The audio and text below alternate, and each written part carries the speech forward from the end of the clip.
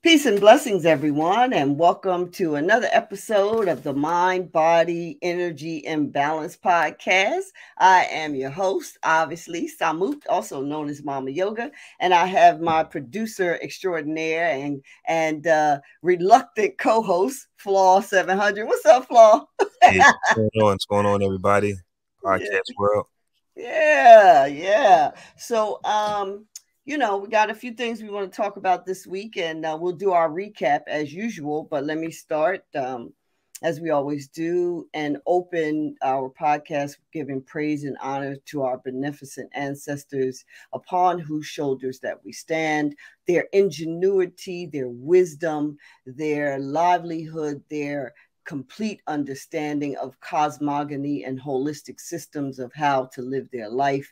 Let us embrace that. Let us awaken that within us, and let this podcast, this show, this chat infuse and be vital to all those who may hear it. Ashe, peace and love, for sure. Mm-hmm. So we had an energetic chat last week.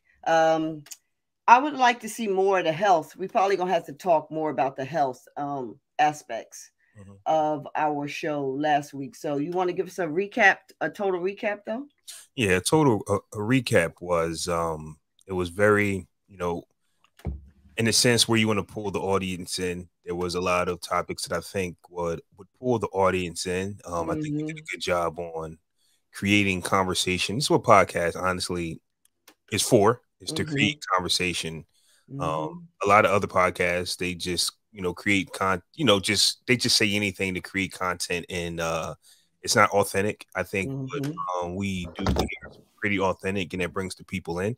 The reels are on a high. Every week we get more and more shares and more views. Like we're getting thousands of views, and in return, that trickles down to the YouTube videos because people want to see more. So we actually the most views so far on YouTube as well, just because of the authenticness of what we're talking about, and it's talking to the people.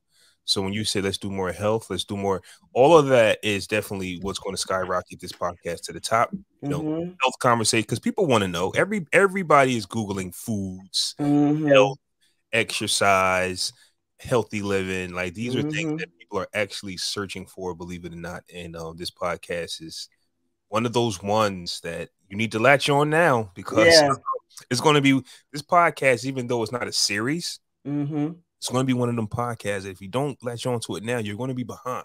You're going to want to go back and say, what did I miss? Give thanks. Yeah. Give thanks. We praise and very, very thankful, filled with gratitude for the message on my heart and the capacity to share it with as many people as God would send my way. Because I truly believe that unlike the perspective that most people have out in the digital world, I'm not trying to talk to everybody. You really have to be grateful and respectful of your gift, your talents, and what you contribute to the world. And I'm not everybody's cup of tea. I ain't looking for everybody, but I am very, very interested in shining that signal in the sky, of those people who will come and I can serve.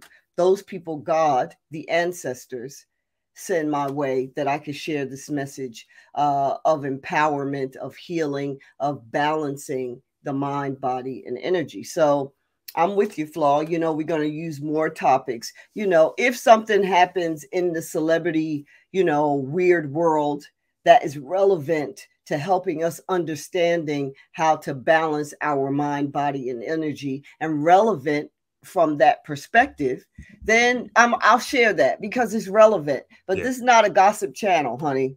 This is not a gossip podcast. That we don't. What is happening in that world is really not my business. Thing, if you're everybody's cup of tea, that's right. You're nobody's cup of tea. Yep. You just sitting on the shelf. Remember that. You're everybody's choice. You're nobody's choice. Right. That's like, a chick her whole life, she been with all these dudes. you know, it's not likely that she's going to be chosen or have the opportunity to be wifed up.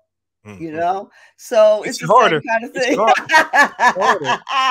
You don't want to hear that, but it does make it harder. Yeah, it makes it harder, you know. So yeah, we're thankful. We're thankful. One of the things we wanted to talk about today is I was listening to one of the podcasts I listened to, and a lot of the stuff that I like to listen to for my own benefit may seem off-brand to people. It may seem like, Mama Yoga, I didn't know you was into, or you would, but you know, I've often said that I am so blessed in my capacity to see God everywhere. Like I can see God everywhere, you know? So it doesn't matter to me. I can, as they say in the South, chew the meat and spit out the bone, even though I don't eat meat, but y'all know what I'm saying. You know, so I was listening to one of my favorite podcasts, the Dave Ramsey Show, and he has this program, and he had on, it's not his debt scream thing, it's Entree Leadership, where he's using his brand and his style of teaching and coaching to help people become better entrepreneurs, right? So he had a guest on, and I'm sorry I don't have a gentleman's name. I could look it up here. I should have wrote it down, but I didn't. Anyway, he had a guest on that wrote a book called Hustle Like an Immigrant or something like that. And it's talking about how immigrant communities are coming to America or have come to the United States and are really like killing the entrepreneur game.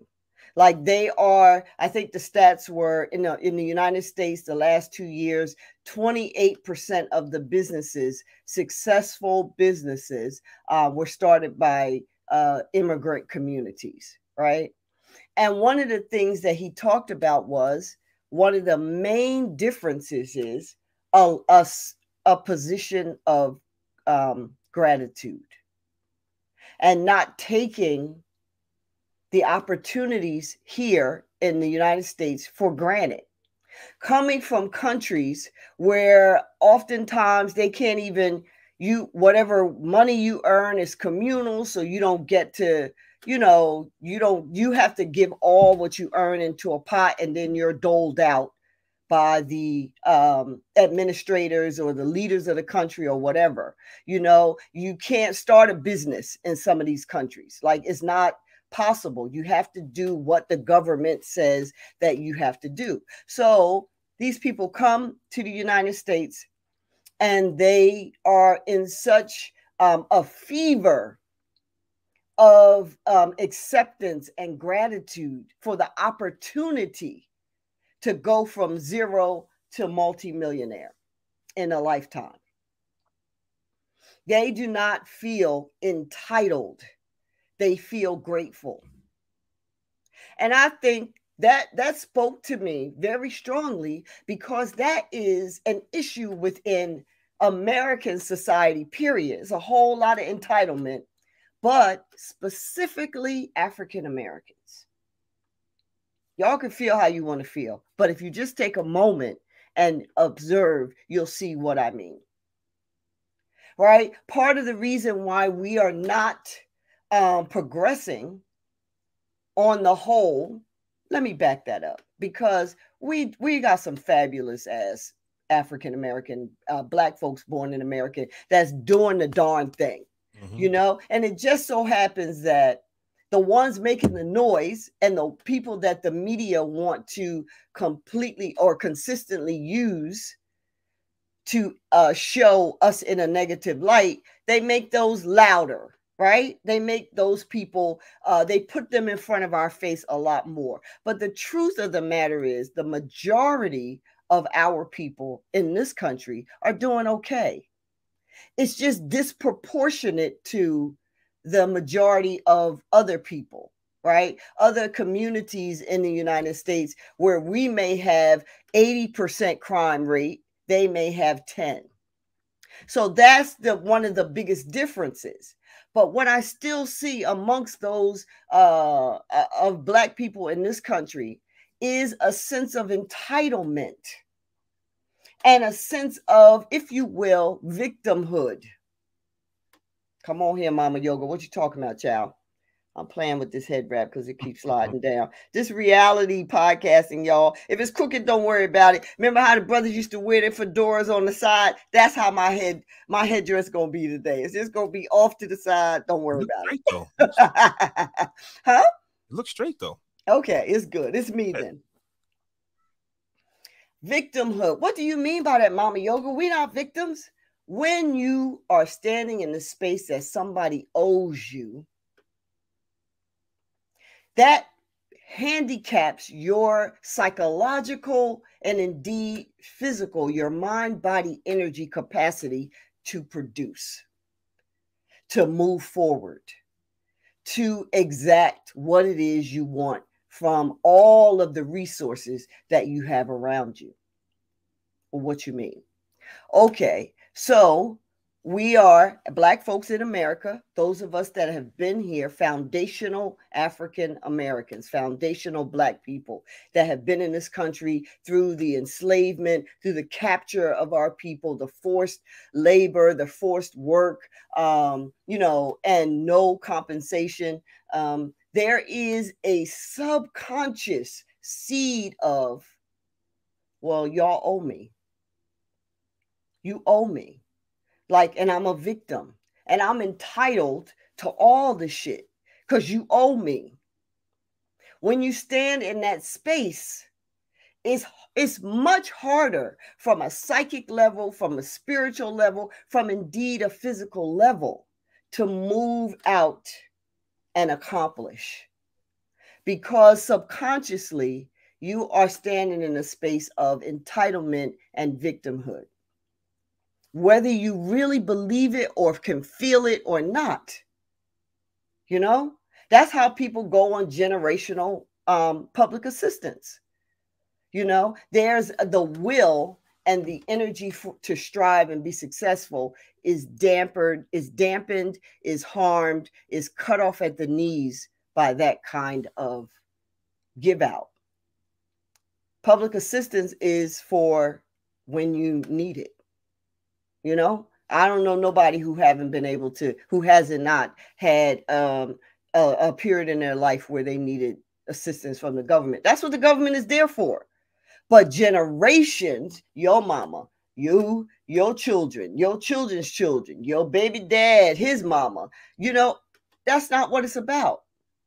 So when I heard this man saying the immigrant communities come here with a feverish focus of gratitude and, intention to burn up these entrepreneurial streets because where they came from, they had none of that.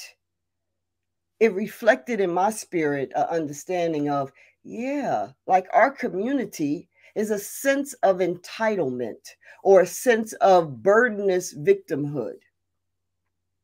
Now, I'm not saying this government, these corporations, they don't owe us. Yes, they do.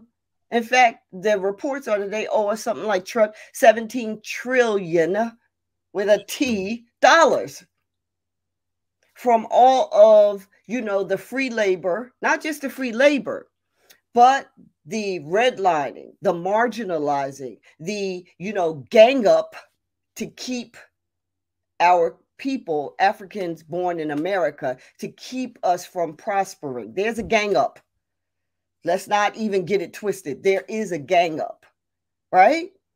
And the fact of what the corporations over the last 400 years have made in profit and passed on to their generations and their families. And it's corporations that's still running to this day that benefited from the free labor and the horrors of our people being captured.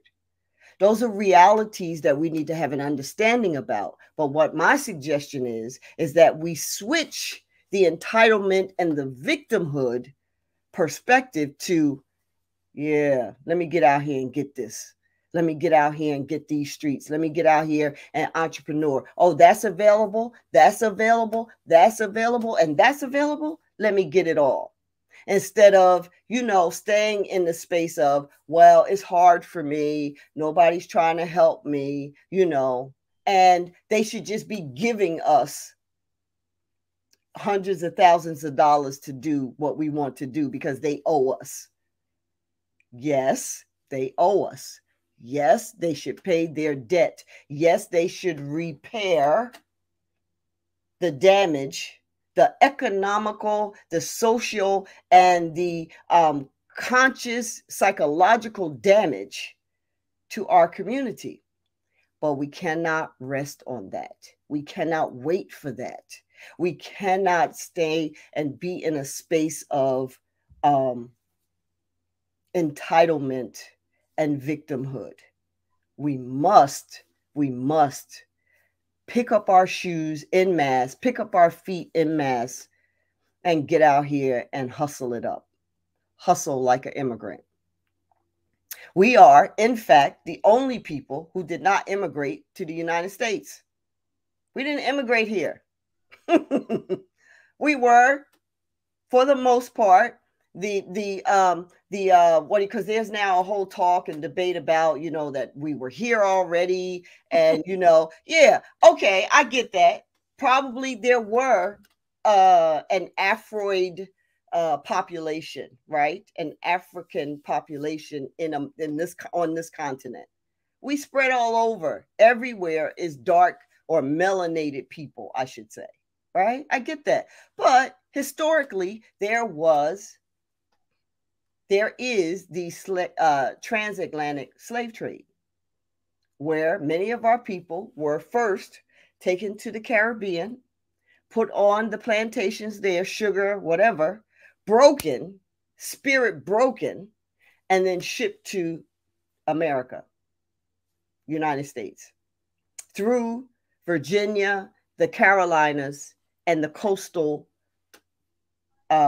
states, and then filtered out up through Texas and everywhere else, right? We cannot deny that. That's the truth, right? And the brothers and sisters that are, really out here doing well and starting businesses at a huge and alarming clip, they are not standing in, well, they owe us. Well, so they owe us. And, we look what they did to our people. We can't do nothing. That's even more reason why you got to hustle it up. Right? They are doing it. We can name so many brothers and sisters that are prevalent, that are really showing their spiritual and their business, acumen out here creating entrepreneurship and, taking advantage of every opportunity and not laying in, well, they owe us and they should pay us. Yeah. So hustle like an immigrant. I love that. Immigrant communities from all corners of the world come to the United States, and they start, as I said earlier, all kinds of businesses. One of the other differences in Black Americans or foundational Americans, have foundational Black Americans, all right, those of us that's been here a long time, is, the onslaught and the attack of our family structures and the dissolution of the cohesiveness that contributes to success and wealth and, building family wealth, individual wealth, personal wealth, and family and generational wealth. People from other countries that come here, immigrant communities, come here pretty much with that intact. Their men were not taken and made at these breeder farms where, you got a bag over your head, you and the female are in a room and both of y'all have bags over your head and you don't know you made to sire, have sex, but you don't know you screwing your mom. This is a DNA disruption. Talk about mind, body, energy being out of balance. This is the history the psychological DNA implanted, DNA destructed history of foundational Black Americans. So it's not a wonder when our men are like, I'm just going to run these hoes down. You know, in addition to the onslaught of media and society saying, you a simp if you love and care for a woman. What you doing caring about a woman? You ain't supposed to care for her. You're supposed to just get what you could get, make her submit, and that's that. This is destruction from a planned, disintegration and annihilation of a people. Because the immigrant communities stick together. They work together because they know that mightier is the unit as opposed to the separate. They work together. They come here and they corral, they make up their, plan. We're going to come here, 20 of us going to live in this 2-bedroom apartment. And we all going to work for $8.17. I don't even know what the hell the minimum wage is. Minimum wage, right? We all going to work there like that. We're going to contribute to a pot. We're going to take care of where we living at. And eventually, we each going to buy a property. We each going to buy a grocery store. We each going to buy whatever.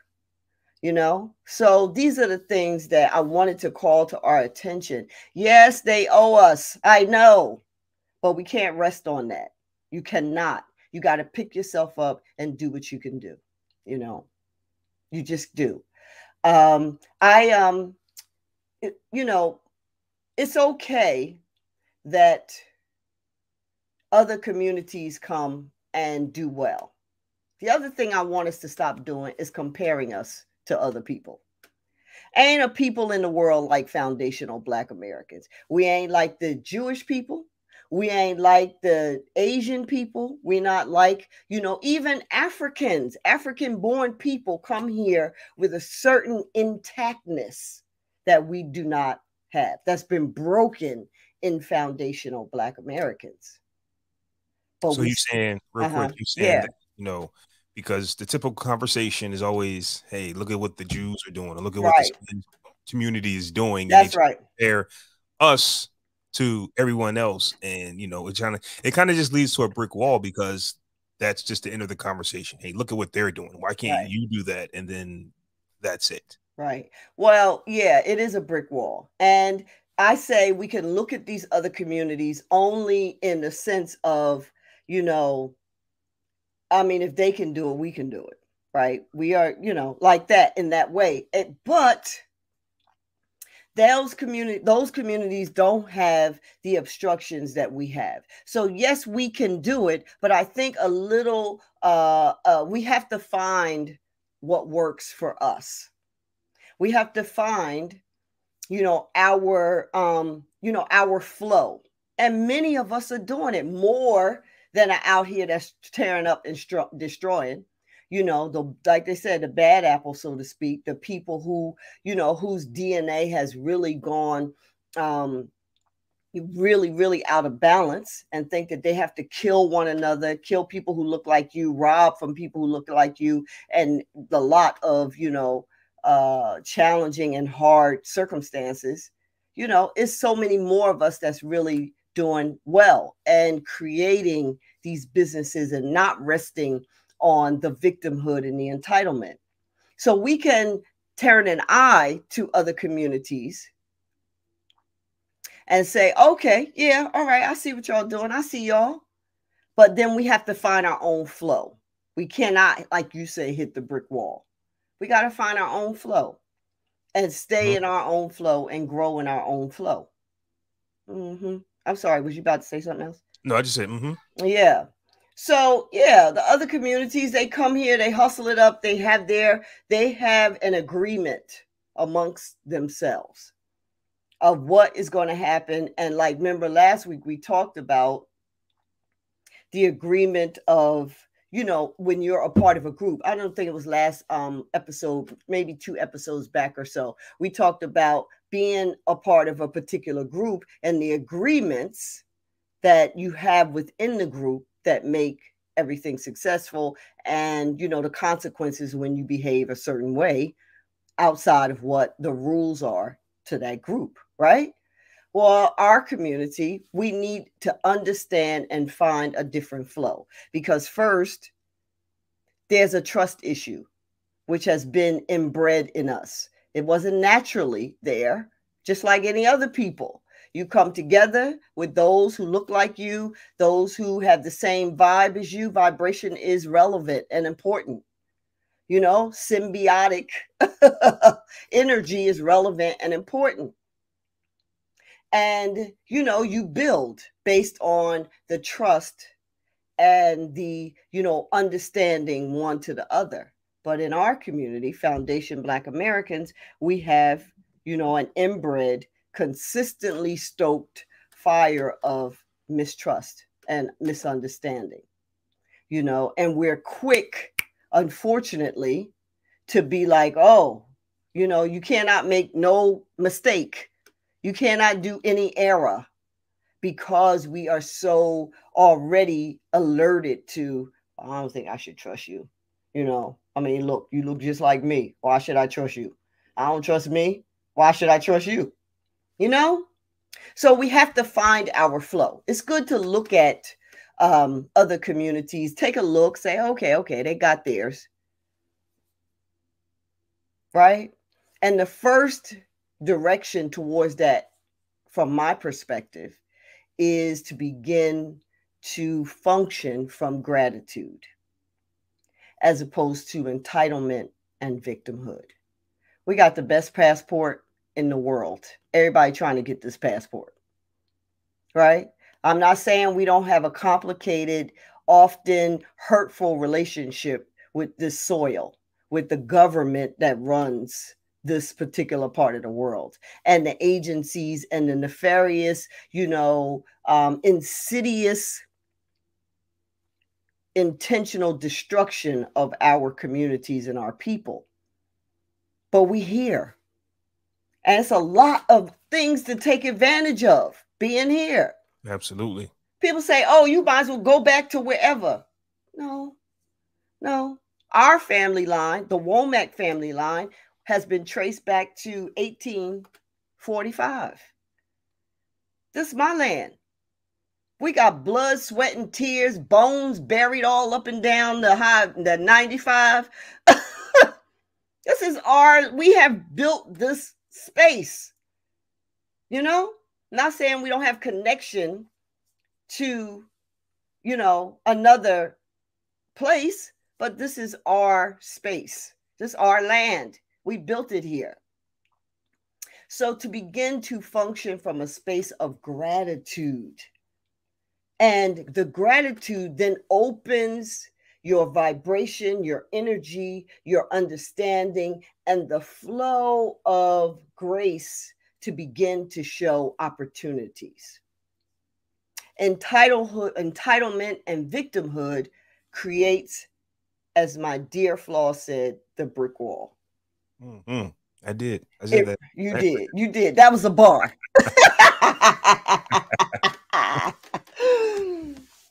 It creates the brick wall. You're not entitled.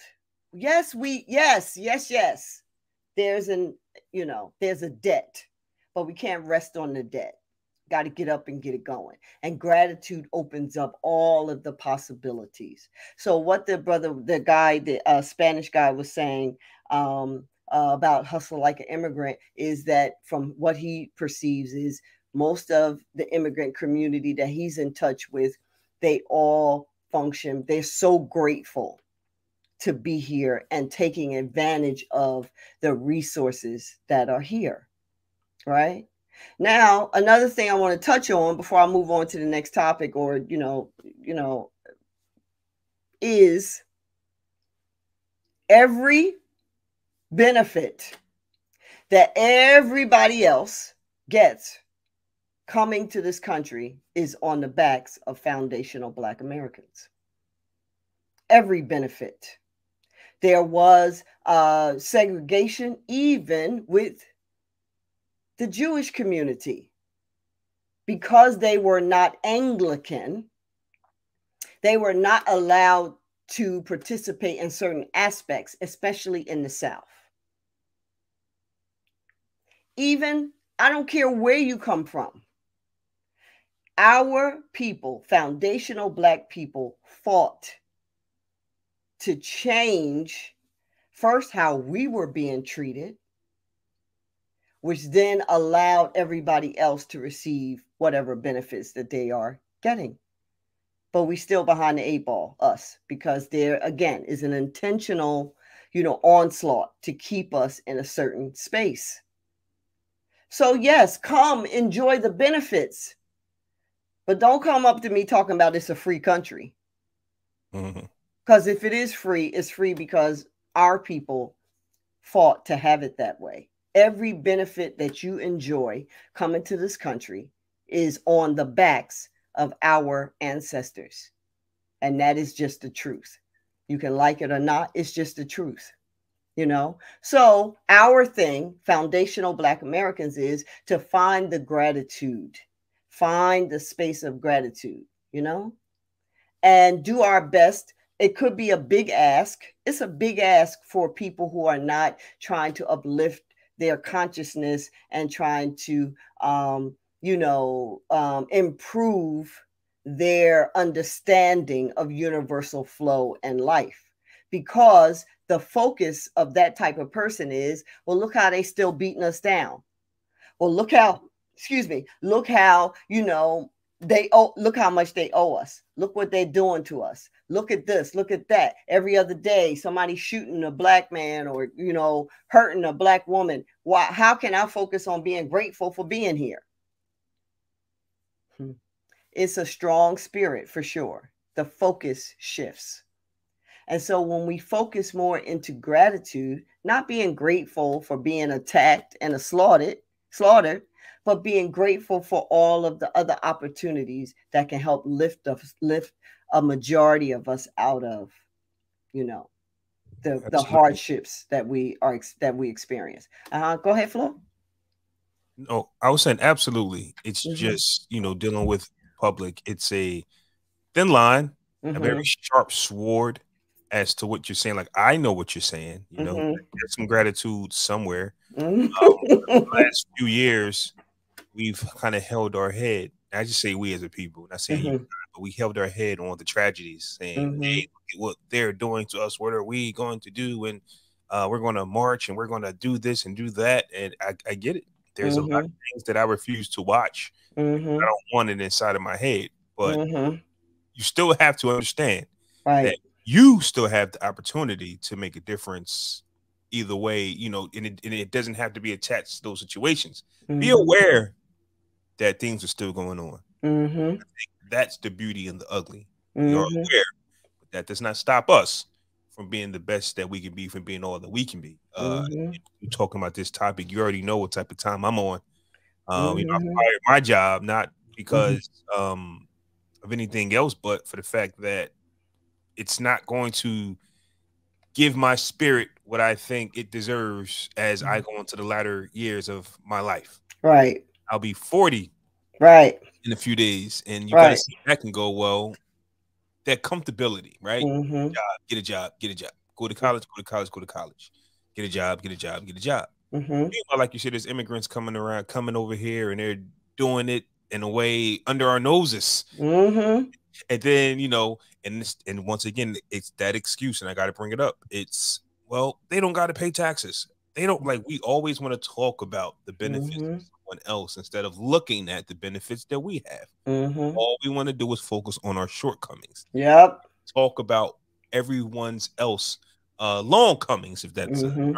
Just wanted to play on words. So at the end of the day, yes, there are some of us who been here since we've been born, and we're starting to get it, and no excuses shall be made.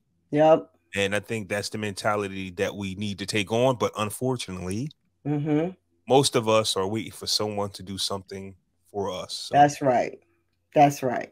You can That's Carry right. on, Mario. Carry on. Yeah, no, it is a, we've been for too many foundational Black Americans, we've been relegated to the status of baby, the status of boy and girl. You need somebody else to come and take care of you. You need somebody else to give you, your food, clothing, and shelter. The person who supplies your food, clothing, and shelter, is the person who owns your life.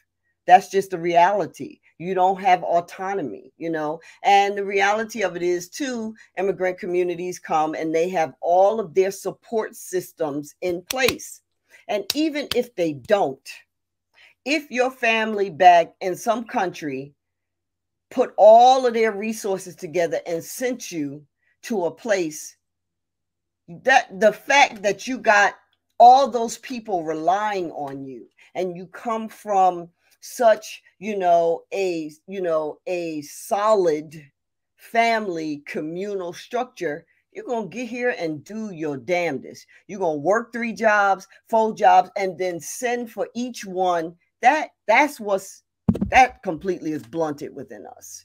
It's very challenging for us to work together on any scale, let alone that level of scale. I don't, even when I was working, there was a time when I would have to go to check cashing places to cash my check.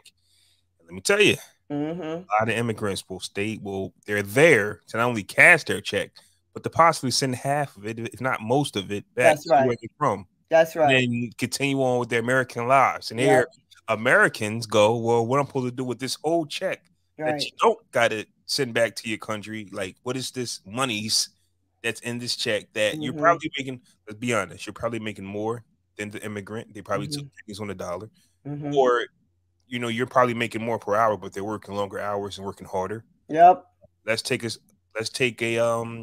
what is it called? It's not like a store, basically, like a little gas station, right?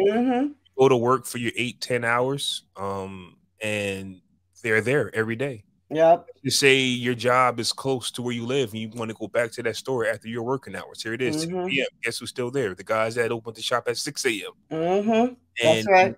they work all day. It's the same people. The same people. One time, a few years back, I was to see the same immigrant group of two guys every day. So I didn't see them no more. It was 2 new groups. They just switched out. Yep. Wherever the other 2 went, they went. Maybe a different store, maybe another position. But your time, however long their time was there, they served it, and now they're going to do something else. That's right. Like I said, they'll take that check and go to Western Union, cash that check, and send half, or if not most of it, off to their families and go about their lives as if nothing is wrong. Meanwhile, we have our full check and we're looking at it like this. It's not going to work. Right. This ain't gonna work. Well, the reality, the statistics show that the majority of people, the 7 billion people on the planet, 99.9% of the 7 billion people on the planet live on less than $1 a day. So the statistics came out, I think, by the WHO organization and some other international conglomerates trying to, compiling all this data to see who exactly the 1% is. So the reality of it is that living in America, having income in America, we are already a part of the 1%. Living on, substantial income. It's the mindset and the consciousness that is the issue, particularly for us foundational Black Americans. So to balance it out, my suggestion is, that we, find some people who you can trust and you can work with, and you can build a level of trust. And it does not have to be a whole bunch of people. We started out talking about not being everybody's cup of tea.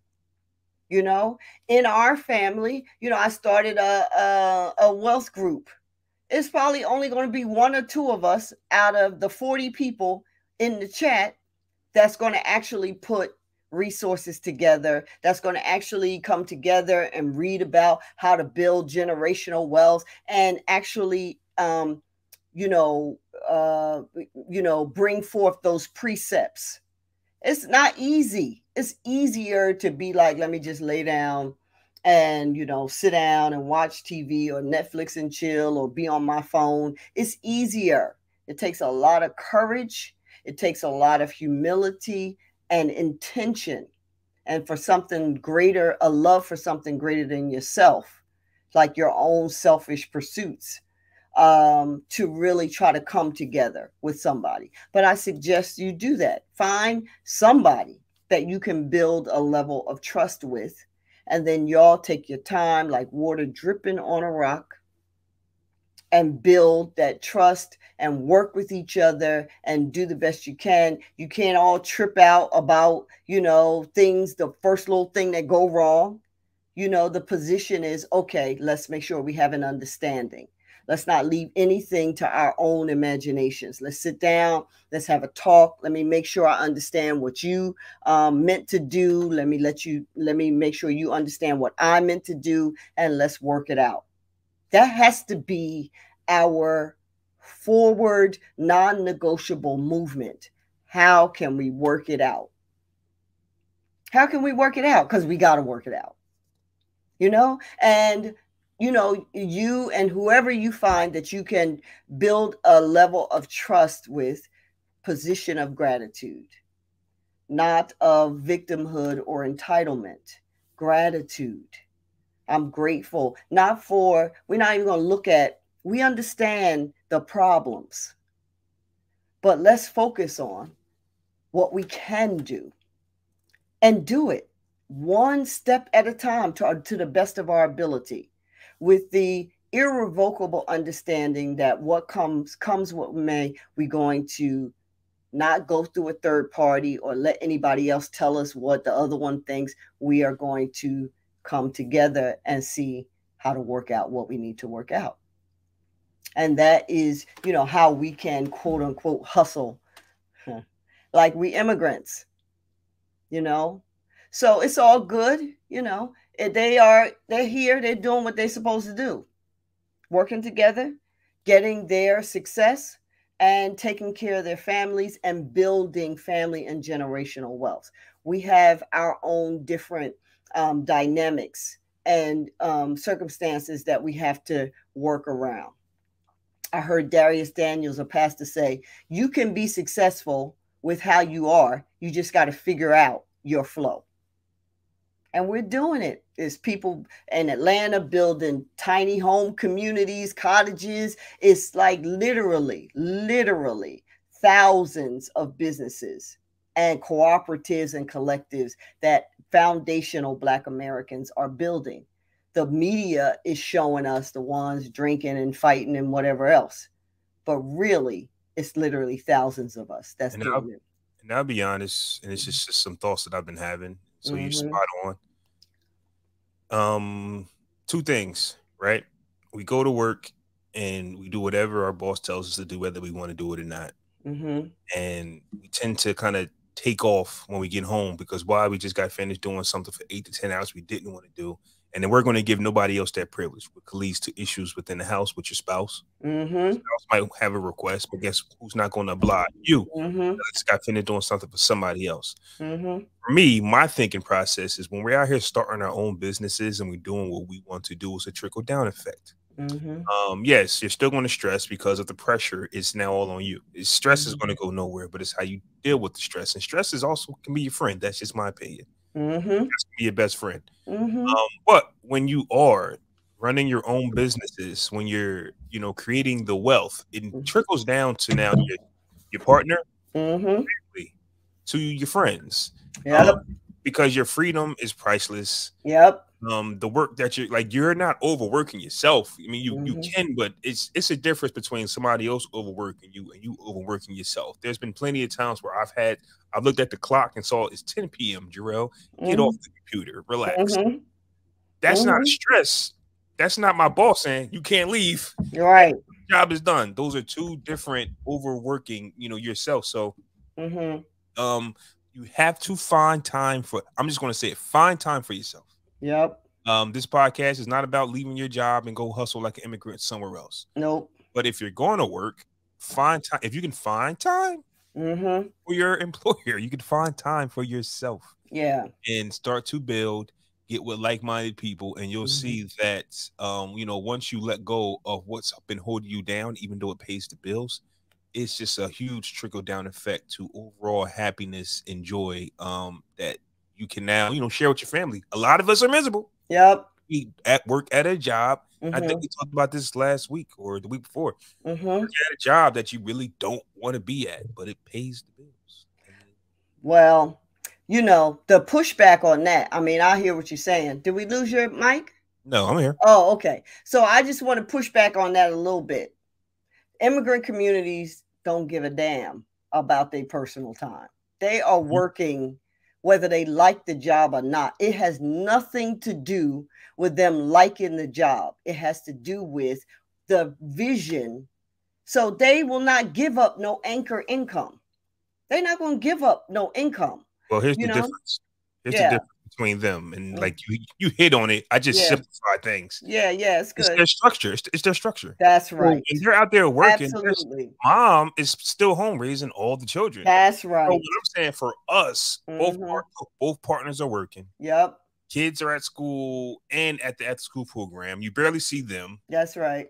Everybody's frustrated. Who's cooking? Who's cleaning? So our structure is off. You said it. I'm just saying, because we are how we are. Yep. How do we fix it? Yep. We gotta find. Yep.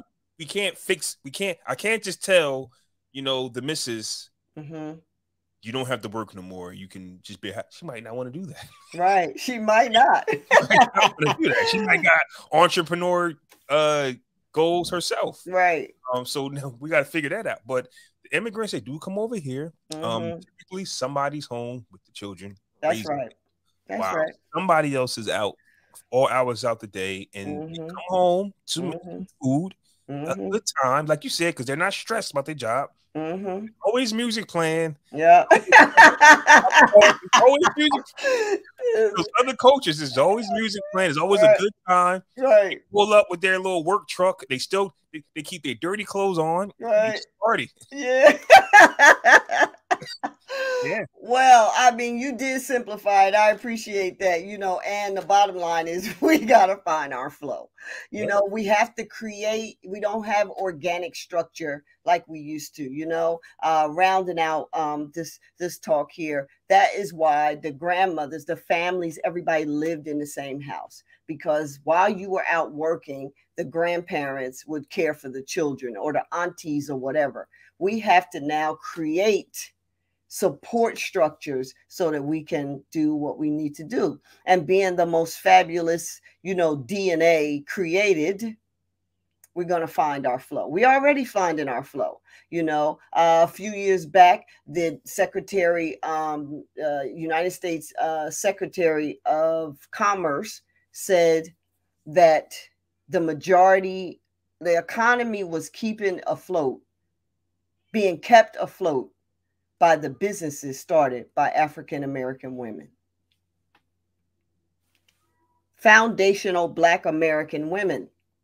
And now we see foundational Black American men really coming up as well. So we're doing it. We find our flow. I'm just, sounding the horn and saying, switch your attention to gratitude. Like you said, Flaw, put your support systems in place, even if you have to create them. Find who you can build trust with, and find who you can create a circle of love, a circle of abundance, a circle of prosperity for you and your family, even if you have to create that and work with who can work with you, who you can build that trust with, But we'll be all right. We already all right. We just need, to keep our eye on the focus. And what's due us will come.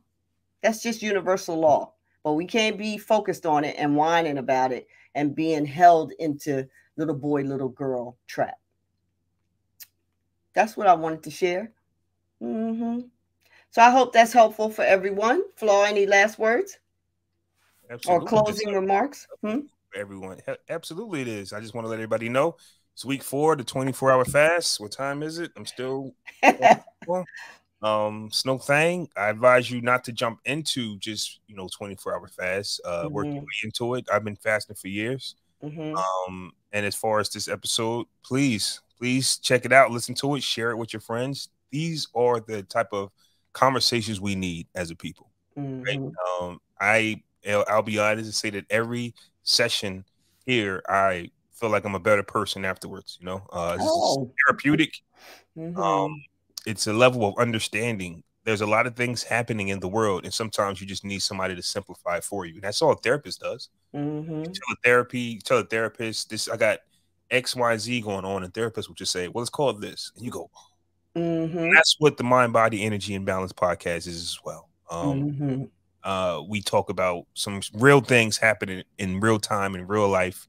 And once you get to see it from the other side of the coin, you then can attach yourself to that situation and make improvements.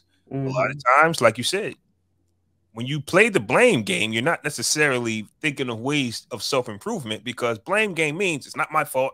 I will do nothing to fix this. You'll fix it. That's right. Yep.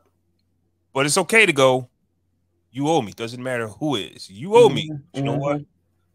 I'm still going to get mine. I'm healthy enough, smart enough, intelligent. I still got all the tools that it takes to get it done myself. And if they want to drop off some of that 70 trillion or whatever it was, I'll take that too. Right. But until then, get mine. That's right. That's right. Well said. All right, y'all. Till next time. Peace and love.